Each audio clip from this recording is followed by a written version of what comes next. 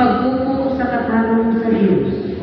Ibutang sa imong ulo ang korona sa himaya sa Dios nga walay katapusan. Ang Dios magpakita sa imong kasana ngadto sa katatagsa kanako sa kalibutan.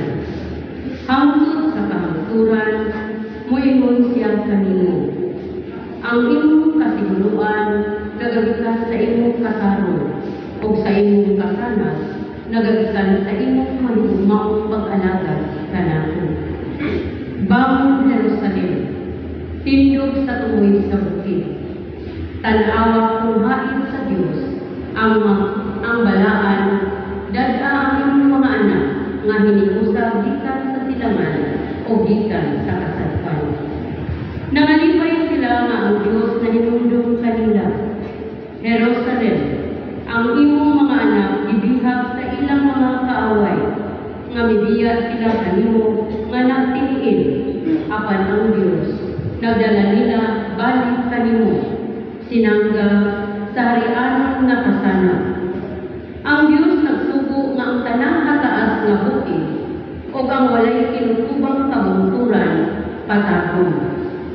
Nagsugo siya nga ang mga walo, punon o ang yuta patagong, aron ang katawan sa Israel mopauli nga walay kabilingan diha sa himaya sa Dios.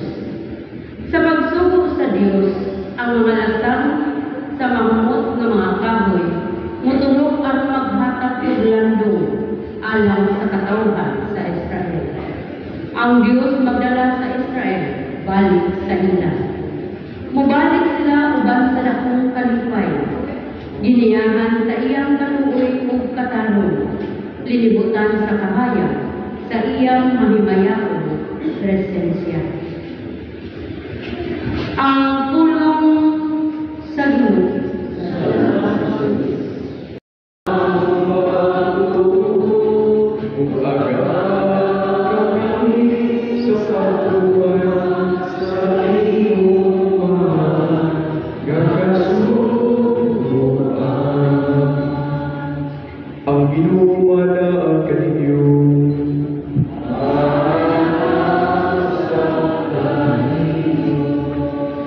Ikan si Evangelio sumala de San Lucas.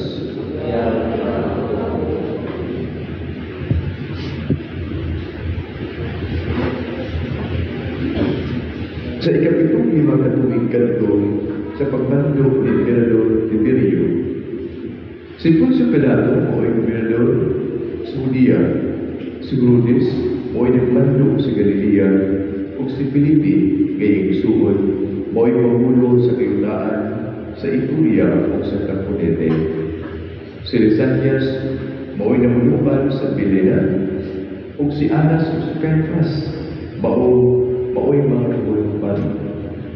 Di kayong panahona, ang pulong sa Diyos iabot kamuan nga anak ni Zacarias dito sa dapit nga awaaw. Busa, ginukong pagsuroy iwan ang tibuok kayutaan nga kasikit o silingan sa suba sa hudan ug nagwali siya. Si Juan niingon, hinulsuli o biyahe ang inyong mga sala ug pabunyag kamo ug pasayuon kamo sa Dios. Sumala sa nasulat ni Propeta Isaias sa iyang pasahon, may nagsingkit dito sa kamingawan. Andaman ninyo ang dalan alang sa Ginoo. Hawanan ninyo ang iyang agian. Abuluhin ninyo ang tanang libaon. Pataga ang tanang bungtod o bukid. Tulira ang mga naglikod-likod na dalan.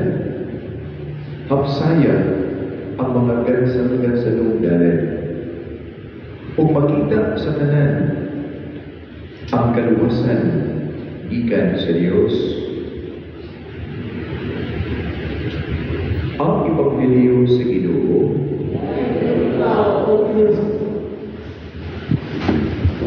Maayong kaninyong tanan. Karon ng Siglo 8, mao ang Immaculada Concepcion kasaugan. Ug tungod kay ang Disyembre 8 Domingo Maray. Nagdukan ang ikaduhang Domingo sa pagpangandam sa anniversary o birthday, kasaugan sa birthday sa nagpagkatao ng Diyos Jesus. Upo ka nito. Paampi ko sharing ng karon ang una may tungkol sa Second Sunday of Advent ang pagpangandam kasagaran ang Samahan ng Bebe. Pinagpunan ng konsepsyon. Una, ang dawa ang dalan kay Yuni Umot. Kung ang Umot, dapat kong indot makatabang aron ka mo makalabang sa mga nagsamot ka ninyo, naghasot ka ninyo sa nag-alit. Ang dapat ang dalan kay Yuni Umot. Dapat siya umindot kayo. Magdala siya kaninyo ang tabang aron makalabutay ka mo sa inyong pangandol sa kalibayan upang sinagdalan. Kung sa mga pagpangandam, ang taas kaayo, kinahanglan magpaubos. Ang taas o ang puso ay bundod, kinahanglan siya panagon. Ang taas ka kinaiya sa sundalaw ng kalabuso, magpaubos. Kayunan mga tao na muapas usap sa pagkakambugiro o magkakubod ka magkakayo. Kung dili kayo kinisya, maghatag, magdala o kaayunan sa inyong panaguan. Pataga ang mga dalan na dilipanan. Tulira ang dalan na dilitulid. Walikaw-ikaw, no? Idiritso ang tuyo sa kayo. Walang ipag-libol, walang ilan-ilan. Ipakita ang kayo. Usang kini ka dalan, usang kini ka pamilabo nga magdala ka na ko o kanimo kadto iyanan kadabugan. Kadabugan sa away sa kinaiyang daulan o kinaiyang kamaayo kanaan sa tao. Anaa sa tao o kinakausap sa pamilya. Anaa sa lawas sa tao, anaa sa iyang kasing-kasing o kinakausap sa loob sa pamilya. Magdala ini mo ang pagpunta sa kasulugan sa Pasko, ang pagkatao o Pasko sa pagkatao, dako kayo ang kausaban ang pagkatao kanino o sa iyong kong kaunan. Nagkalimutan kita, muabutin siya kung ako siyang sugatod, hindi mo iiyak. Niya magtungan kita sa paggamit sa buko o sa pandong sa kaligtad. Pandong sa kamaayo, pandong sa kabulan ng tao. Yang buhaya, Christmas lights, buhaya ang kalibutan, buhaya ang kalibutan. Hidup kayu betul. Walaupun siya atuk siya tagaan sa welcome. Tagaan na siya birthday. Berbuat gift. Ito yun, mag-exchange of gifts ang mga tao tugod kayo.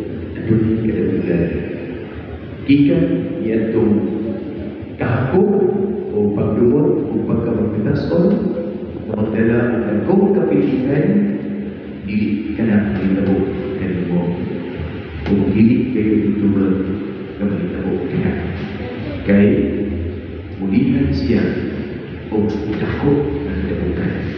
Ang dako ng kapilihan, ipahilot ka na. Mulihan sa dako pag-dalugan, tumugin mo ang mabuhat. Ang tao na nagtuo, kataas kayo siya, subihin na magpapapos ka. Kagtas ng sultian, kagtas ng sultian. Pero, mula siya yung labaw, may mga siya. May mga siya. Kung gusto siya kalinaw, pag-usan siya. Pag-usan. Pero, pag-abot ng nasa buka, pag-usan. Si Jesus, ang Diyos ng kanan, sa iyong pagkataas, nanabot, alam mo yung abot ka na makikita. Yung ipo niyang instrumento ng tao, ang Virgin Maria. Kagkaroon ang tawag sa kulunod, Immaculada Concepcion, La Purísima Concepcion, so pure was her conception. Kagikan sa biyan siyang mama na sa paanan, siparin na siya, gigan sa sala, kakapugaw kung sa nasa sa sala, tulog kay lahat kaniyan ang nilawas, butugo sa Jesus. Butugo ang Diyos, na magipantay-pantay sa tuwa, magipupad sa tuwa, na alpagluman tayo sa una na, Immaculada Concepcion, o sa dugma, o sa tutulog sa simbahan na itong ipasang isang kupan. Kaya si Maria, sa iya ng panahon, limpyo siya dahil. Wala siya huling sa sayo. Pagod Diyos, itantanan na doon ay paglaban sa ating pagmamahal. Diha ang Jesus. Diha ang Jesus na matang kayo. Iwan. Now, pagkutanan, kung sa manang original sin, kung sa manang sala ang lundon, ang sala ang panundon ay tuto kinado, maukini ang sala sa pagsupa sa lundon ng sugo. Hinduman sa dahil sa iba, itulungan sila, ipinulungan. Ayaw kinumata. Ayaw kinumata. Ito di mo kinumata. Magkakulutin ka. So, ibigtan sila, yan na yun, nasumak nila. Hindi ka ito, magkalisunod. Ang original sin, hindi mo usap ka explanation nga nagpanuyo ni kalisunod sa kalimutan. It explains the suffering narrative because diha sa sala, tuhan sa gusto, ako na, yan, kasuko, ipadayang tayo niya, pangalan ng kuha. So, ako rin kasi, nagpanuyo, diha sa gubat, gugod, paggamit ng mga tao, kalagay ng ako, exploitation. Cruelty, pagka-destructive na, panuyo. Sa diha sa itong pangandyaw, sa itong pagkaampo, ang tao imon. Dili na ko inigod, dili na ko pagpapasakok sa kinabugin sa ubay. Pagpanagman o pagpapit sa ilang pusog, exploitation, ang ako lang yun ang Diyos, ang ibay, di ay tanawa, di ako, nagagwanta na nabugod kayo. Ngayon, Panginoon ka ng Jesus, diba? Ang taas ka ano, pagkos. Kung gusto ka, hindi mo magagawin. Pagkakot sa mga. And then together, we advance towards victory and peace and life. So hopefully this Christmas, ang kalaugan sa atong pag-unang ng mayo. Yan eh, magkadaog, malutang sa kanan. Dili lang kay daog, Ako ang kalabugan, kaya kahapon, kung ako mapitas ko, ibulihan na kung dagog na kaayo. Suba sa ditulo, sa ditulo, sa Kristo. Manikip pa. Nagtuwa ko sa Diyos na mahal, magkagagawa sa tanan, magbubuhan sa langit ko sa yuta.